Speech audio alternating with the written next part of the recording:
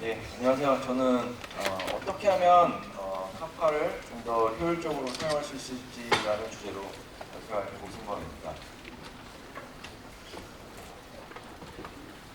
제가 이 주제로 발표를 하게 된 배경에 대해서 먼저 간략하게 설명하겠습니다.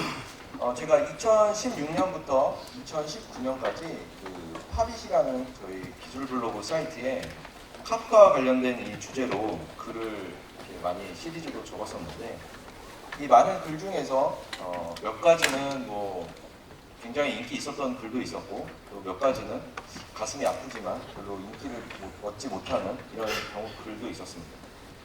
최근에 적은 글 중에서 카프카 설치 시 가장 중요한 설정 4가지라는 주제로 글을 적었는데, 이 글은 좀 예상과 달리 사용자들이, 유저분들이 조회수도 굉장히 많았었고, 그리고 이제 보통 페이스북의 이 좋아요로 이제 이 인기도를 가늠하는데, 페이스북의 좋아요도 가장 많았었습니다.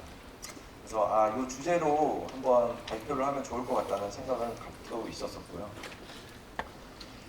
이 글을 쓴 배경은 사실은 요 디폴트 값, 카프카의 브로커의 디폴트 값과 좀 관련된 내용입니다.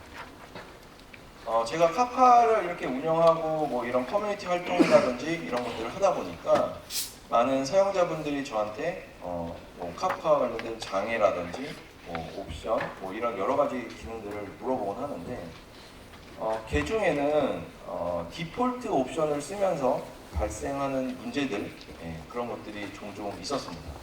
그래서 기본값으로 쓰긴 쓰되, 기본값이 절대 나쁜 값은 아니죠. 왜냐하면 기본적으로 동작하는 값 중에 하나니까.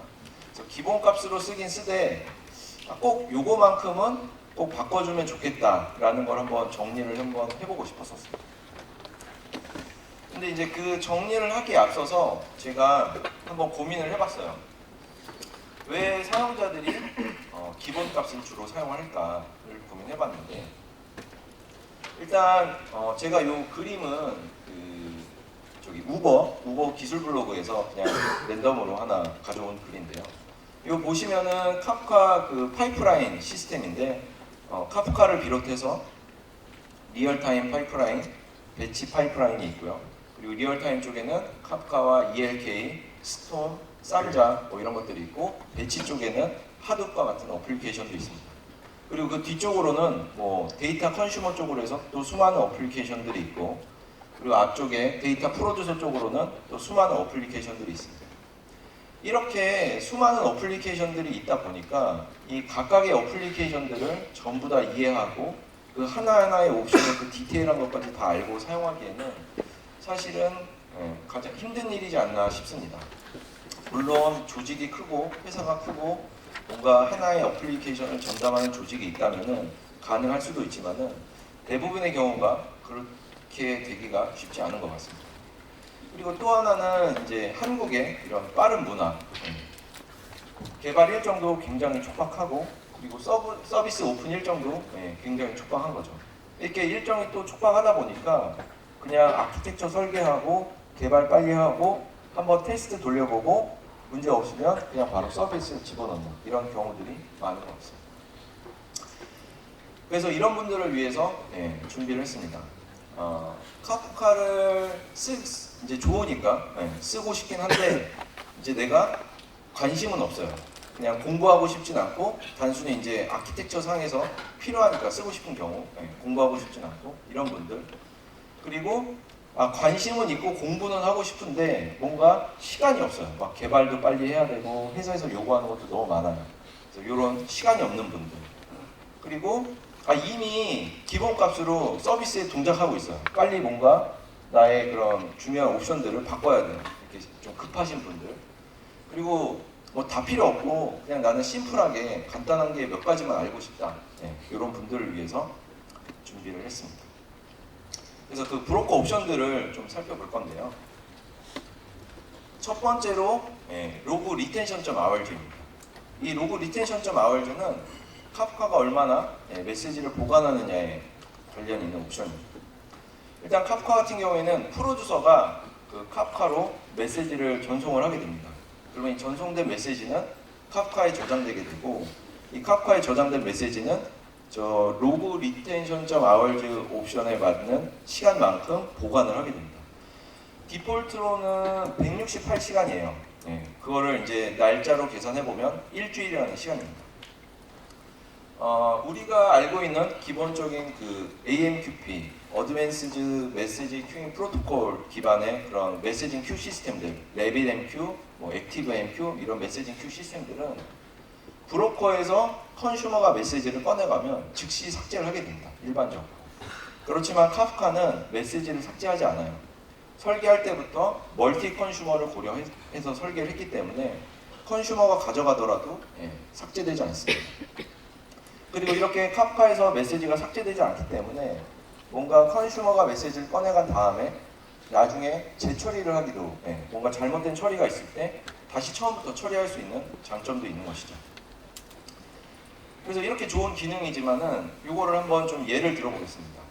1kB의 메시지가 초당 10,000개가 카프카로 들어간다고 가정을 해볼게요. 그러면은 약 한 사이즈가 뭐 한 9메가, 10메가 정도 될 것 같아요. 그리고 그게 초당이니까 1분으로 환산하기 위해서 60을 곱하고 또 1시간으로 하기 위해서 60도 곱하고 하루 그리고 일주일 이렇게 계속 곱해갑니다. 그리고 카프카 같은 경우에는 리플리케이트라는 개념이 있어요. 그래서 복제본이 있는데 그 복제본을 위해서 또 3을 곱하게 됩니다. 그리고 카프카에서는 뭐 토픽을 하나만 쓰는 거 아니겠죠. 그래서 얘를 위해서 그냥 10개의 토픽이라고 가정을 해보겠습니다. 그러면 초당 한 9메가에서 10메가 정도 되는 사이즈였던 메시지가 일주일 동안 보관한다 그러면은 168테라라는 디스크 공간을 필요하게 돼요. 근데 처음부터 우리는 이만큼 쓸 거니까 168테라 공간을 필요해 라고 이렇게 설계를 하는 경우가 극히 드뭅니다. 그래서 어느 순간 쓰다 보면은 데이터가 막 가득 차가지고 문제가 발생하는 경우들이 많이 생깁니다. 그래서 제가 추천하는 옵션은 저 시간을 이제 72시간으로 변경을 하는 거예요. 사실 카프카 같은 경우에는 스트리밍 플랫폼 중에 하나이기 때문에 프로 주서가 메시지를 보내자마자 컨슈머가 대부분 메시지를 이미 가져간 상태예요. 그래서 일주일씩이나 뭐 특별한 경우가 아니라면 굳이 보관할 필요는 없다고 생각을 해요. 72시간으로 제가 추천을 드리는 이유는 뭐 예를 들어서 금요일 날 뭔가 소스 코드를 배포를 하고 토요일, 일요일 48시간 지난 후에 월요일 날 출근한 다음에 그때서야 이제 뭔가 잘못된 걸 알았어요. 그러면 이제 재처리하기 위한 시간이 필요하잖아요. 그래서 그 주말을 고려해서 이제 72시간을 추천을 하는 거고요. 그래서 72시간으로 실제 운영을 많이 해봤는데 그렇게 특별하게 이슈가 되는 경우들은 없었습니다. 그리고 대부분의 경우들이 이제 뭔가 메시지가 잘못 처리되고 있다는 걸 알면은 거의 바로바로 즉시 알기 때문에 커다란 문제는 없었습니다. 그래서 뭐 만약에 168시간으로 사용하시는 분들은 뭐 이런 내용들을 좀 고려하셔서 72시간으로 변경해서 사용하시면은 보다 효율적일 것 같습니다. 다음은 딜리트 토픽 이네이블입니다. 우리가 각자 개인마다 노트북도 있고 또는 데스크탑도 있을 거예요. 근데 이렇게 내가 사용하던 PC가 어느 순간 이렇게 사용하다 보면은 디스크 공간을 가득 차는 이런 경험이 하게 됩니다. 그래서 이렇게 빨갛게 데이터 공간을 다 소비해서 지워야 될 시점이 오게 됩니다. 그러면 우리는 가장 먼저 뭐부터 할까요? 우리가 사용하는 그 폴더들을 다 찾아가면서 사용하지 않는 뭐 파일들 그리고 아니면 뭐 사이즈가 큰 파일들 이런 것들을 찾아서 삭제를 하게 됩니다. 카프카도 똑같아요. 카프카도 디스크 공간을 많이 차지하게 되면은 이제 사용하지 않는 토픽이라든지 이런 것들을 찾아서 삭제를 하게 됩니다. 그런데 디스크가 이미 거의 다 차가지고 당황한 순간에 또 이제 구글링 해가지고 삭제 명령어 찾아가지고 삭제 명령어를 이렇게 쳤을 때 바로 삭제가 되지 않아요. 그냥 저렇게 토픽이 이제 지워질 거다라는 표시만 되어 있죠. 그러면은 가뜩이나 디스크가 가득 차가지고 당황했는데 토픽조차도 지워지지가 않으니까 더 당황하게 돼요. 이 카프가 도대체 이게 뭐지? 뭐 이런. 그래서 저 딜리트 토픽 이네이블을 옵션을 true로 설정해놓고 사용을 하시게 되면은 내가 원하는 시점에 삭제를 원하는 시점에 토픽을 삭제할 수가 있습니다. 그래서 저렇게 옵션을 변경해서 사용하는 것을 추천드립니다. 다음은 Allow Auto Create Topic입니다. 이거는 문구 그대로만 봐도 바로 이해하실 수 있을 거예요.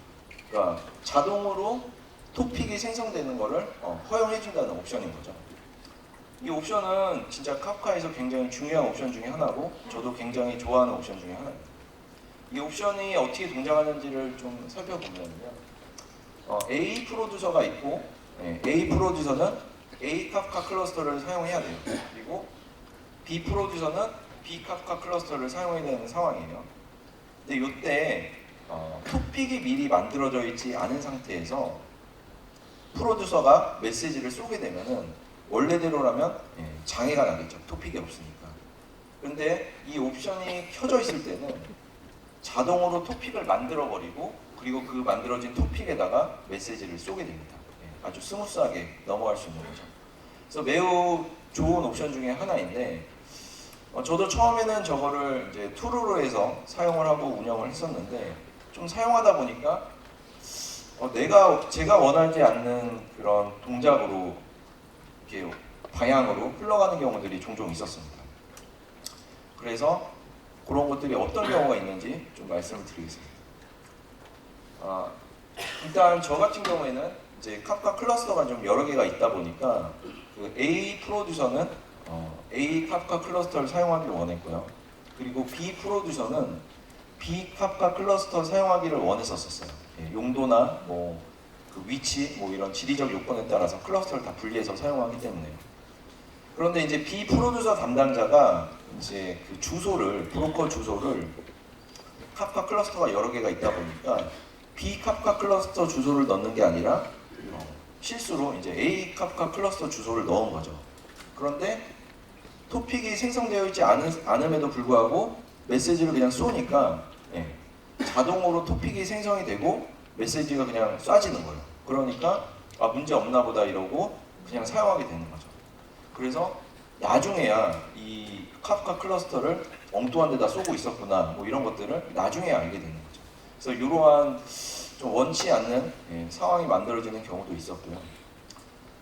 또는 이제 여러 회사에서 하나의 서비스만 하는 게 아니라 이런 크고 작은 여러 서비스들을 하는데 그 중에는 서비스가 인기가 있는 것도 있고 이렇게 좀 떨어지는 인기가 떨어지는 서비스도 있는데 인기가 결국 떨어지다 보니까 서비스를 이제 정리해야 되는 이런 시점까지 오게 되는 거죠. 그래서 명확한 담당자도 없고 관리도 소홀해지고 그래서 이제 서비스를 종료하게 되는데 인수인계도 이제 제대로 되지 않다 보니까 프로듀서가 A-1이랑 A-2가 있음에도 불구하고 A-1만 이제 인수인계를 받은 거예요. 그래서 A-1 프로듀서를 종료를 하고 카프카 클러스터에서도 사용하지 않는 토픽을 삭제하게 됩니다. 그래서 다 삭제됐는 줄 알고 며칠 있다 보니까 A 카프카 클러스터에 A라는 토픽이 또 새겨져 있는 거예요. 그러니까 처음에는 내가 분명히 지웠던 것 같은데 이게 뭐지? 라는 생각으로 다시 한번 지웁니다. 근데 며칠 있다 보니까 또 다시 생겨 있는 거예요. 그러니까 이런 식으로 저 옵션이 Allow Auto Create Topic이 굉장히 좋고 효율적인 옵션인데 이렇게 뭔가 좀 엄격하게 관리를 한다거나 클러스터를 좀 스트릭트하게 관리를 하고 싶을 때에는 오히려 내가 원하지 않는 방향으로 동작하는 경우들이 종종 있습니다. 그래서 저는 이렇게 클러스터를 좀 제한적으로 관리를 하고 싶은 분들은 저 옵션을 끄고 사용하시는 것을 추천해 드립니다. 다음은 이제 로그 디렉토리인데요. 그 앞에서 말씀드린 것처럼 그 카프카는 기본적으로 이제 그 메시지들을 카프카 자신의 로컬 디스크에 저장을 하게 됩니다. 근데 이제 기본 값으로는 템포러리 디렉토리를 바라보도록 되어 있어요. 그래서 이 템포러리 디렉토리를 이제 위키피디아에서 제가 검색을 해서 글을 발췌했는데 정말 템포러리 디렉토리는 진짜 템포러리 폴더예요. 파일이나 그래서 템포러리 파일이나 폴더를 위한 디렉토리인 거고요. 그리고 많은 그 OS 오퍼레이팅 시스템들은 이 템포러리 디렉토리를 주기적으로 삭제를 한다든지 아니면 뭐 부트업 할 때 삭제를 한다든지 이렇게 동작을 하고 있어요. 그렇기 때문에 카프카에서 저장한 이런 중요한 메시지들 이런 것들이 내가 원치 않는 시점에 삭제되는 이런 경우들도 발생할 수가 있습니다. 그래서 기본 값으로 템포 디렉토리를 그대로 사용하지 마시고 별도의 뭐 저 같은 경우에 이제 데이터라는 디렉토리를 따로 만들었는데 이렇게 별도의 디렉토리를 만들어서 사용하는 것을 저는 추천해 드립니다. 그리고 이제 브로커.렉이라는 옵션을 좀 설명드리겠습니다. 이 브로커.렉은 우리가 말하는 분산 시스템, 분산 시스템에서 렉 어웨어니스와 관련된 옵션입니다. 이 옵션은 제가 알기로 카프카 0.11 버전부터 새로 탑재된 걸로 기억을 하고 있는데 지금 제가 예제를 위해서 렉을 서버 렉을 하나 둘 세 개를 준비했고 그 렉에는 브로커를 3대씩을 준비를 했습니다. 그래서 총 9대의 브로커가 있는 거죠. 근데 우리가 토픽을 만들 때 리플리케이트를 3으로 생성을 하게 됩니다. 근데 제가 여기에서는 이제 이 토픽이 하나의 파티션만 갖고 있다고 가정을 하고 말씀을 드립니다. 그래서 원 토픽을 만들었는데 이렇게 저 노란색처럼 균등하게 렉마다 분산이 돼서 배치될 수도 있습니다. 근데 이렇게 리플리케이트가 3개나 분산이 돼서 배치가 돼 있다고 하면은 렉 전원이 장애가 난다든지 아니면 렉 스위치가 뭐 문제가 생긴다고 하더라도 2개의 렉이 무너지더라도 하나의 원본이 있기 때문에 서비스하는데 문제가 없습니다. 아주 이상적인 구조이죠. 하지만 꼭 이렇게만 토픽이 생기는 것은 아니고요. 경우에 따라서는 하나의 렉에 이렇게 몰아서 토픽이 생기는 경우도 있을 수 있습니다. 근데 이렇게 몰아서 생기게 되면은 리플리케이트가 3개나 있음에도 불구하고 렉 하나가 전원장애라든지 뭔가 문제가 생기면은 바로 장애로 이어질 수가 있는 것이죠. 브로커가 아직도 6개나 2개의 렉이 살아있음에도 불구하고 이 토픽은 장애 상황에 빠지게 됩니다. 그래서 이러한 것들을 방지하기 위해서 브로커.렉이라는 옵션이 있고 이 브로커.렉이라는 옵션을 켰을 때 내부적으로 토픽을 생성을 하게 되면은 브로커 아이디랑 렉을 매핑을 하게 됩니다. 내부적으로. 그래서 뭐 0번 브로커 아이디는 렉 1번 우리가 미리 설정을 해놓은 거죠. 그거에 대해서 매핑을 작업을 하게 됩니다. 그래서 1번 브로커 아이디는 렉 3번 이런 식으로 매핑을 하게 되고 저 밑에 031542라는 식으로 이렇게 리스트 형태로 숫자를 리턴하게 됩니다. 그러면 저 숫자에 의거해서 이제 라운드 로빈 형식으로 파티션을 이제 정해주게 돼요. 그래서 파티션 0번 같은 경우에는 가장 첫 번째인 0번을 리더로 선출을 하고 그리고 옆에 두 브로커 아이디가 팔로우가 되게 됩니다. 그리고 라운드 로빈으로 0번이 이제 첫 번째 리더가 됐으니까 3번이 이제 두 번째 리더가 되는 거고 그 3번 옆에 있는 두 브로커 아이디가 이제 팔로우 역할을 하게 되는 거죠. 이런 식으로 그 브로커.렉 아이디를 이렇게 넣어주게 되면은 균등하게 분산이 되게 됩니다. 그래서 이렇게 보시는 것처럼 내가 원하는 대로 이렇게 균등하게 분산이 되는 거죠. 근데 여기서도 한 가지 좀 주의할 사항이 있습니다. 무슨 얘기냐면 지금 저 같은 경우에는 렉 3개, 브로커를 3개씩 딱딱 배치해서 아주 이상적으로 설계를 했는데요. 항상 이렇게 원하는 대로만 설정을 할 수는 없어요. 대부분의 경우들이. 그러다 보면 뭐 이런 경우도 생길 수 있는 거죠. 렉 3개를 분산을 하긴 했지만은 렉 1번과 2번에는 브로커가 2개가 있고 렉 3번에는 브로커 한 대만 있을 수도 있는 거죠. 근데 이렇게 됐을 때에는 아무래도 브로커가 적은 숫자에 있는 렉에 있는 브로커가 더 많은 파티션을 갖게 됩니다. 그렇기 때문에 뭔가 부하를 좀 더 받거나 밸런싱이 좀 어긋날 수는 있습니다. 그렇기 때문에 균등한 숫자로 배치를 해주는 것을 추천을 하는데 경우에 따라서는 안 될 수도 있기 때문에 이런 부분을 좀 참고해 주시면 좋을 것 같습니다. 그리고 또 하나 우리가 그 아파치 카프카를 많이 사용을 하다 보니까 그 카프카 매니저를 많이들 사용하시잖아요. 카프카 매니저를 통해서 토픽을 생성했을 때는 렉 옵션을 설정했음에도 불구하고 분산돼서 배치되지 않아요. 그렇기 때문에 그 그 캅카 커맨드 CLI를 이용해서 토픽을 생성하시던지 또는 그 어드민 클라이언트를 제공해주고 있거든요. 카프카에서도. 그래서 그 어드민 클라이언트를 이용해서 토픽을 생성하면은 그 앞에서 보여드린 그 로직에 맞춰서 자동으로 분산해서 토픽이 생성되게 됩니다. 그리고 이제 이거는 좀 넣을까 말까 했지만은 또 중요한 옵션이니까 추가를 했습니다. 리플리케이션 팩터인데 당연히 이 리플리케이션 팩터는 기본값은 1로 돼 있거든요. 근데 1로 돼 있으면은 이렇게 브로커 하나만 문제가 생겨도 장애가 발생할 수 있고 넥 하나가 무너져도 장애가 발생할 수 있습니다. 그렇기 때문에 반드시 3번으로 넥 3, 옵션을 3으로 변경해서 사용하시는 것을 저는 추천해 드립니다. 마지막으로 말씀드리고 싶은 거는 우리가 카프카를 굉장히 많이 사용하고 하지만은 물론 기본값으로 사용할 수도 있지만은 최소한의 몇 가지 정도만 바꿔서 사용하면은 좀 더 효율적으로 사용할 수 있을 거라고 생각을 합니다. 오늘 발표는 여기까지고요. 감사합니다.